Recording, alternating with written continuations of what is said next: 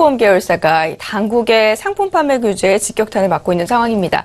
안방보험 회장의 연행 소식, 그렇기 때문에 이제 한중 금융 리스크를 조금 더 점검해 볼 필요가 있을 것 같은데요. 이와 관련해서 어떻게 봐야 합니까?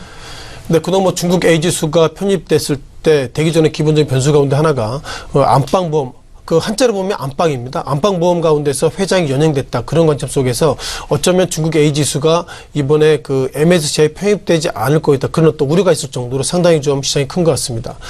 기본적으로 월스트리트 저널 가운데서는 안방보험 회장이 구속이 됐는데 어쩌면 이런 구속이 어떤 의미인지 몰라도 중국이 결국 공산국가이기 때문에 그렇게 대표나 오너가 이렇게 구속되는 것을 보면 좀 금융 후폭풍이 있다. 이런 관점으로 좀 보시면 좋겠습니다.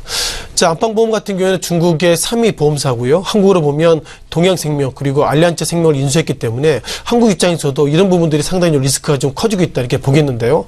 자, 한국 증시 가운데서 동양생명의 주가가 좀 급락의 모습을 보이고 있었습니다만 최근 들어서 안정을 보이고 있습니다. 자, 지난 어제 가운데서도 약 60원 하락을 보이고 있고요. 이 시각 현재도 동양생명의 9,840원 속에서 결국 동양생명의 대주주인 안방보험의 회장이 이런저런 어떤 노이즈가 있기 때문에 결국 이런 부분들이 화면에 보시는 것처럼 동양생명의 주가에도 좀 영향이 좀 크게 나오고 있다 이렇게 보겠습니다. 자, 동양생명의 최근에 주가가 좀 하락하고 있는데요. 2016년 작년에 좀 데이터를 보겠습니다. 자, 동양생명 같은 경우에 작년에 수입 보험료가 2015년 대비로 약 71% 급등을 했고요. 아무래도 그 급등 이면에는 결국 중국의 3대 보험사가 인수했기 때문에 동양생명은 안전합니다. 이런 어떤 기대 효과가 있다 이렇게 보겠습니다. 또한 작년 12월에 인수한 알리안츠 생명을 좀 보겠는데요.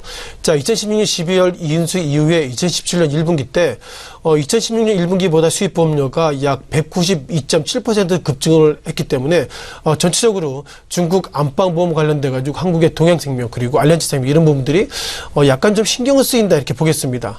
자, 기본적으로 우리가 고민하는 그것입니다. 그 생명보험 같은 경우 소위 안정성의 문제이기 때문에 결국 이렇게 중국 안방보험 관련돼서 회장 관련돼서 구속 이후에 이런저런 노이즈가 있다면 결국 이런 생명사에서 보험을 드신 분들이 계속 보험을 납입하는 것보다 보험을 해지할 여지도 있기 때문에 이 시각 이후에 보험 관련돼 가지고 안방보험이 어떤 이슈가 있을 때마다 동양생명 그리고 알리안츠 생명을 좀 납입하신 분들은 좀 다시 한번 고민을 좀 하셨으면 좋겠다는 관점에서 안방보험에 대한 리스크를 말씀을 좀 드려봤습니다.